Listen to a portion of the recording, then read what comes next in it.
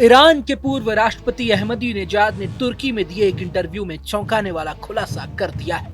उन्होंने ये कहकर सभी को चौंका दिया है कि इजराइल की खुफिया एजेंसी मोसाद ईरान में संचालित अपने खुफिया नेटवर्क के जरिए सुप्रीम लीडर खामेनेई की सुरक्षा को भी खतरे में डाल सकती है।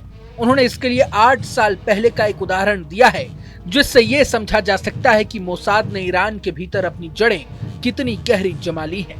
अहमदीनेजाद ने बताया है कि ईरान ने देश के भीतर मोसाद की गतिविधियों से निपटने के लिए एक विशेष यूनिट की स्थापना की थी, लेकिन बाद में ये पता चला कि इस यूनिट का प्रमुख स्वयं एक इजरायली एजेंट था और 20 अन्य एजेंटों के साथ मिलकर उसने 2018 में महत्वपूर्ण परमाणु दस्तावेज चुरा लिए थे। इसके साथ ही इन्होंने कई ईरानी परमाणु वैज्ञानिकों की हत्या की।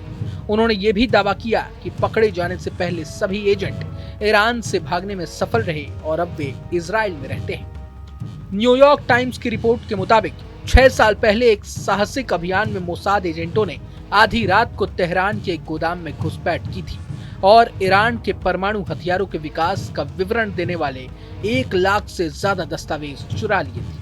सिर्फ 6 घंटों के दौरान 2 दर्जन से अधिक एजेंटों ने दस्तावेजों तक पहुंचने के लिए गोदाम के अंदर तिजोरियों को काट दिया, जिन्हें बाद में अंतर्राष्ट्रीय परमाणु ऊर्जा एजेंसी द्वारा प्रामाणिक के रूप में सत्यापित किया गया।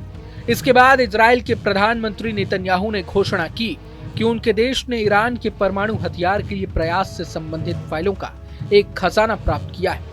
उन्होंने तेल अवीव में एक मंच से उन दस्तावेजों की प्रस्तुति दी।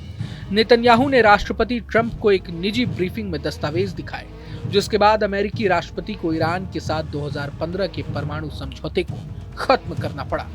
बता दें कि ईरान के पूर्व राष्ट्रपति ने दावा किया है कि इजराइल ईरान के अंदर जटिल ऑपरेशन आयोजित करता है। वे बहुत महत्वपूर्ण जानकारी आसानी से प्राप्त कर सकता है। ईरानी अधिकारी भी इस स्थिति के बारे में चुप हैं।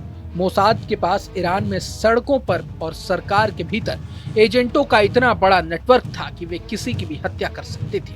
अहमदीनेजाद 2013 तक ईरान के राष्ट्रपति थे। उनके बाद हसन रूहानी ने पदभार संभाला था। हसन रूहानी के मुख्य सलाहकार और ईरान के पूर्व खुफिया मंत्री अली यूनेसी ने 2022 में एक इंटरव्यू में कहा था कि मोसाद ने पिछले 10 सालों में ईरान की विभिन्न राज्य यूनिटों में घुसपैठ की है। सभी सरकारी अधिकारियों को अपने जीवन के लिए डरने की जरूरत है। हालात इस हद तक पहुंच गए हैं कि उन्होंने सरकारी अधिकारियों को खुलेआम धमकाना भी शुरू कर दिया है। खुफिया मंत्रालय में काम करने वाले व्यक्ति के रूप में ये स्थिति मुझे पीड़ा पहुंचाती है। 27 सितंबर को इजरायली सेना ने बेरूत में हवाई हमला किया, जिसके परिणाम स्वरूप हिजबुल्लाह के प्रमुख हसन नसरल्लाह की मौत हो गई। इस हत्या ने ईरानी शासन के भीतर जासूसी के बारे में व्यापक चर्चा को जन्म दिया है। एक रिपोर्ट में यह भी बात सामने आई है कि नसरल्लाह का पता लगाने के लिए एक शख्स ने उनसे हाथ मिलाया था, जिसने कोई संदिग्ध पदार्थ लगाया हुआ था। वो पदार्थ नसरल्लाह के हाथ पर लग गया और उसके इमारत में पहुंचने के 2 मिनट बाद ही इजरायली वायुसेना ने बमबारी कर दी। बहरहाल इस वीडियो को लेकर आप क्या सोचते हैं, हमें कमेंट बॉक्स में जरूर बताएं। अगर आपको ये वीडियो पसंद आए तो लाइक करें और चैनल को सब्सक्राइब करें। वहीं तमाम बड़ी खबरों के लिए देखते रहें न्यूज नेशन। न्यूज नेशन अब व्हाट्सएप पर खबरों के ताजा अपडेट के लिए न्यूज नेशन के इस QR कोड को स्कैन करें।